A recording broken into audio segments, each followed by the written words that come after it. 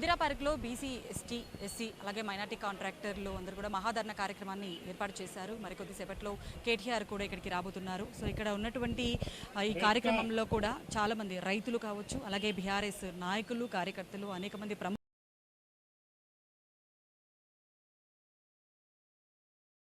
కార్మికులు అలాగే సత్యవతి రాథోడ్ ఉన్నారు. మ్యామ్ చెప్పండి, అసలు ఈ మహాధరణ కార్యక్రమాన్ని ఎందుకు ఏర్పాటు చేశారు? ఈరోజు రాష్ట్రంలో అమలవుతున్న అంటే గురుకులాలలో అమలవుతున్న విధానానికి తుంగలో తొక్కే విధంగా ఒక GO 17 అని తీసుకొచ్చింది. తద్వారా తెలంగాణ రాష్ట్రంలో పుట్టి పెరిగిన తెలంగాణ బిడ్డలు రాష్ట్ర వ్యాప్తంగా ఉన్న గురుకులాల్లో సప్లై చేసే అనేక వస్తువులు, కూరగాయలు కావచ్చు, పాలు, పండ్లు, అంటే చికెన్, మటన్, ఇవన్నీ కూడా నిత్యావసర వస్తువులు కావచ్చు, లేకపోతే అన్ని వస్తువులను సెంట్రలైజ్ చేసి కొంతమంది అంటే బడా వ్యాపారులకు దోచిపెట్టే కార్యక్రమానికి శ్రీకారం చుట్టారు.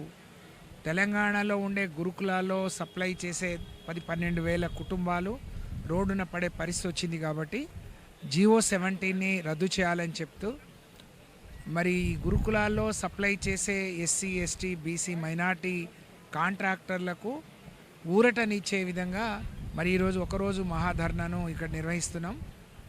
కాంగ్రెస్ పార్టీ తెలంగాణ సొమ్మును దోచిపెట్టడం, దాచుకోవడం, కేంద్రానికి కాంగ్రెస్కు కప్పం కట్టడం ఒకే పనిగా పెట్టుకుంది. దీనికి ఎక్కడో అక్కడ ఫుల్ స్టాప్ పెట్టాలనే ఒక ఉద్దేశంతో మరి ఈ కార్యక్రమానికి శ్రీకారం చుట్టాం. పెద్ద ఎత్తున మరి ప్రజలు దీనికి మద్దతు తెలుపుతా ఉన్నారు.